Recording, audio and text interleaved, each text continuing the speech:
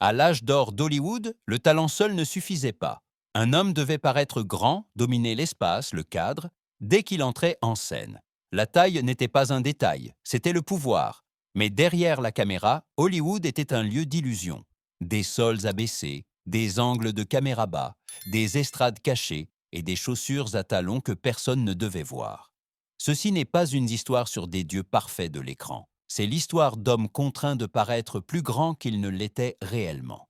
De carrières bâties sur des astuces, le silence et des images soigneusement construites.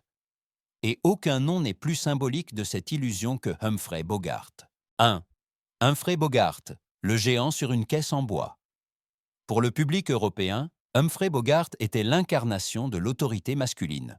Froid, dominant, inébranlable. Pourtant, sur le plateau de tournage, Bogart avait un problème dont personne ne parlait.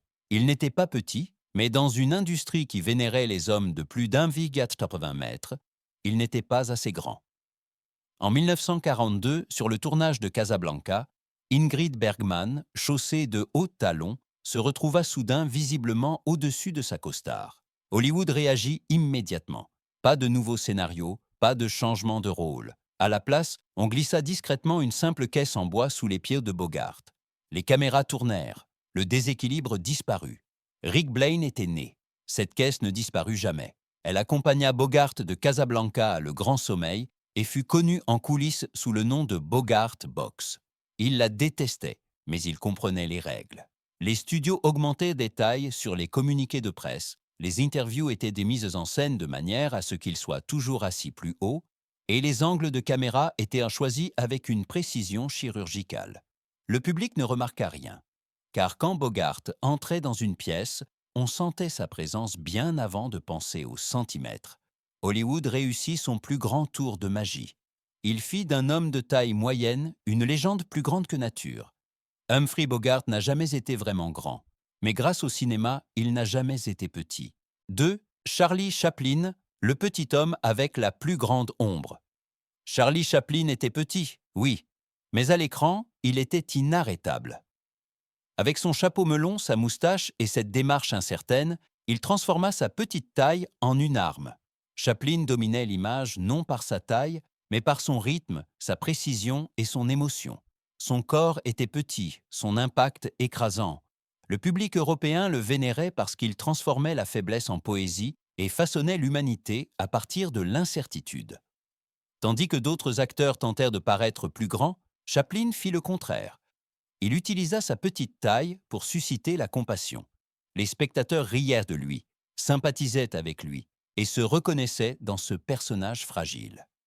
Personne ne quittait le cinéma en pensant qu'il était trop petit. À l'écran, Chaplin était plus grand que nature. Cependant, hors caméra, l'image commença à se fissurer. Des scandales éclipsèrent son génie. Son mariage avec la mineure Lita Grey, des procès, l'indignation publique et des accusations politiques transformèrent lentement le clown adoré en une figure controversée.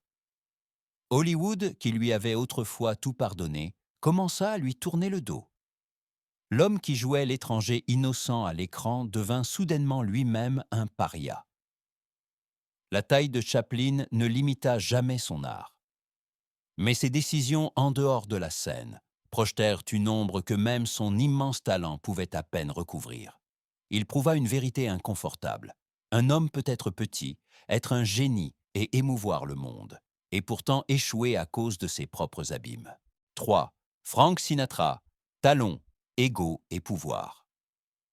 Frank Sinatra n'entrait pas dans une pièce, il la prenait d'assaut. Sa voix était veloutée, son regard perçant, son ego assez grand pour remplir des clubs entiers à Las Vegas. Pourtant, dans une ville remplie d'hommes de premier plan surdimensionnés, un détail ne passa pas inaperçu. Sinatra n'était pas petit, mais il n'était pas non plus assez grand pour les standards d'Hollywood.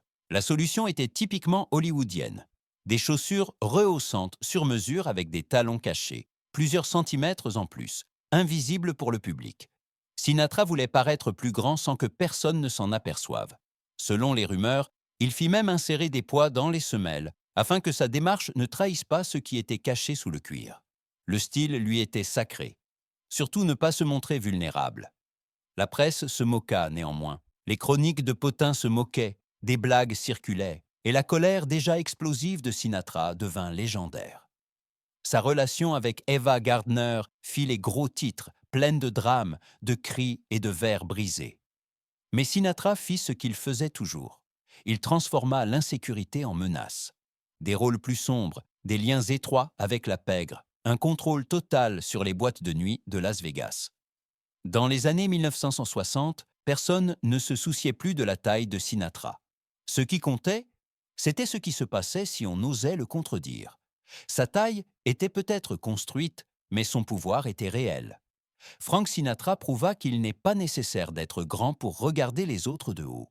Parfois, une voix, un regard et la réputation de pouvoir dominer la pièce suffisent. 4. Kirk Douglas. La taille peut être truquée. Les principes, non. Kirk Douglas n'était pas un homme petit dans la vraie vie. Mais dans le Hollywood des années 1950, normal ne suffisait pas. Les hommes de premier plan devaient dominer, physiquement comme visuellement. Avec environ 1,73 mètres, Douglas sortait immédiatement du cadre dans un monde de héros de 6 pieds, 1,83 m. Cela fut particulièrement évident en 1960 sur le plateau de Spartacus. Entouré de figurants musclés qui ressemblaient à des statues de marbre, Douglas apparut soudainement humain. Pour Stanley Kubrick, c'était inacceptable. La solution fut radicale. Le sol fut abaissé, des tranchées furent creusées pour que tous les autres se tiennent plus bas, tandis que Douglas restait à la même hauteur. Les caméras furent positionnées bas, les perspectives déformées, le paysage transformé en illusion. À l'écran, l'homme devint un géant. Douglas méprisait ses astuces. Hors caméra, il était réputé pour sa sensibilité à tout ce qui concernait sa taille. Un jour, il quitta furieusement une séance photo quand quelqu'un suggéra un tabouret. Mais tandis qu'Hollywood bricolait ses centimètres, Douglas prouva sa grandeur là où ça comptait vraiment. Il fut l'une des rares stars à nommer publiquement Dalton Trumbo, scénariste figurant sur la liste noire comme auteur de Spartacus. À une époque de peur et de lâcheté, cette décision lui coûta pouvoir, influence et amis. Mais elle lui apporta quelque chose de durable. Le respect. Kirk Douglas dut être agrandi à l'écran. Mais moralement, il se tenait debout sans aucune aide. 5. Edward G. Robinson, présence plus grande que n'importe quel corps. Edward G. Robinson ne correspondait en rien à l'image classique d'un gangster hollywoodien. Il était petit, trapu, avec un visage rond qui rappelait plus un voisin sévère qu'un chef de gang. Et pourtant, un regard, un pas en avant, une phrase prononcée avec acuité suffisait à glacer des salles de cinéma entières. Hollywood ne savait pas comment le gérer. Les caméras étaient abaissées, les chaises rehaussées, les seconds rôles soigneusement choisis pour que Robinson ne paraisse pas trop petit. Les studios craignaient les centimètres, tandis que Robinson terrorisait avec sa voix, son rythme et son regard. Un critique écrivit un jour que son corps était petit, mais que son impact frappait comme un coup de poing au visage. On ne pouvait le dire plus justement. Hors de l'écran, l'ironie était brutale. L'homme qui incarnait les gangsters les plus dangereux d'Amérique était, en privé, cultivé, calme et amateur d'art. Il collectionnait des tableaux de Cézanne et Picasso, organisait d'élégants dîners et plaisantait parfois lui-même en disant que quelques centimètres lui auraient épargné une vie pleine de commentaires. Puis vint la politique. Pendant l'ère McCarthy, Robinson fut traîné devant le comité des activités anti-américaines. Les rôles disparurent du jour au lendemain. Hollywood, qui l'avait autrefois craint, l'évita soudainement. Edward G. Robinson prouva une amère vérité du système des studios. On peut dominer l'écran sans être grand. Mais quand l'ambiance tourne, Hollywood rend chaque homme petit. 6.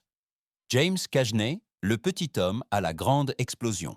James Cagney était la preuve vivante que la peur n'a rien à voir avec la taille. Avec environ 1,65 m, il ressemblait plus à un jeune voyou rapide qu'à un gangster redouté. Mais dès qu'il parlait, dès qu'il bougeait, l'écran explosait.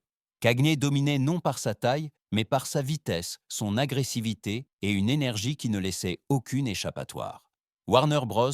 Savait qu'ils avaient un problème. Leur gangster le plus coriace ne ressemblait pas à un géant. Hollywood eut donc recours aux moyens connus. Angle de caméra bas, plateforme surélevée, éclairage sombre et communiqué de presse qui arrondissait généreusement sa taille. On le plaçait souvent à côté d'acteurs qui le faisaient paraître plus grand. Parfois, on le laissait simplement parler. Cela suffisait la plupart du temps.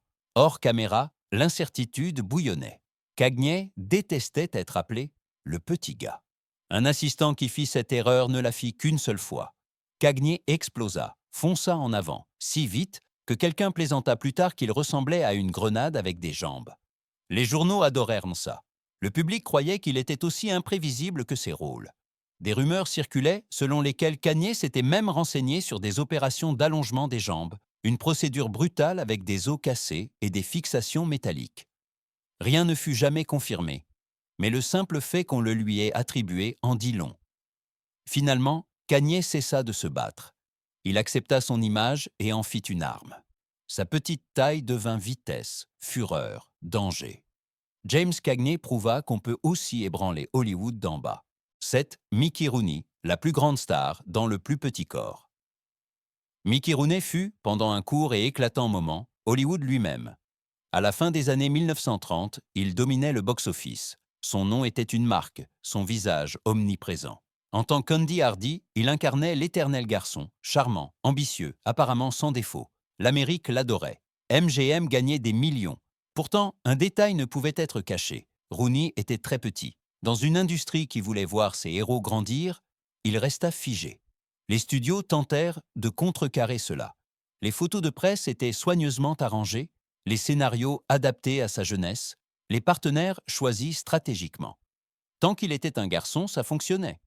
Mais en vieillissant, le charme se transforma en moquerie.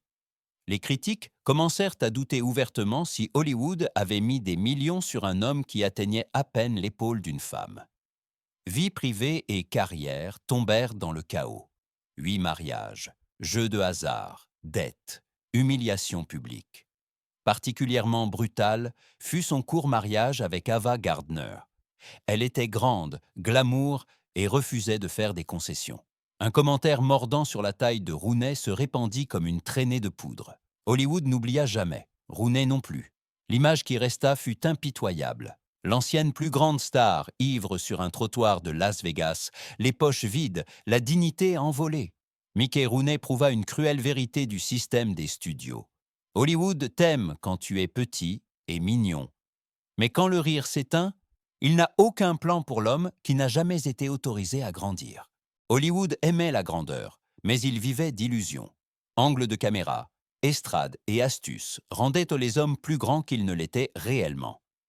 Humphrey Bogart, Charlie Chaplin, Frank Sinatra, Kirk Douglas, Edward J. Robinson, James Cagney et Mickey Rooney ne correspondaient même pas à l'idéal de leur temps, et c'est précisément pourquoi ils sont devenus inoubliables. Leur corps ne correspondait pas aux attentes, mais leur présence surpassait n'importe quel écran. Ils prouvèrent que la vraie grandeur ne se mesure pas en centimètres, mais en attitude, en voix et en courage. Hollywood pouvait créer des images, mais ces hommes ont créé des légendes.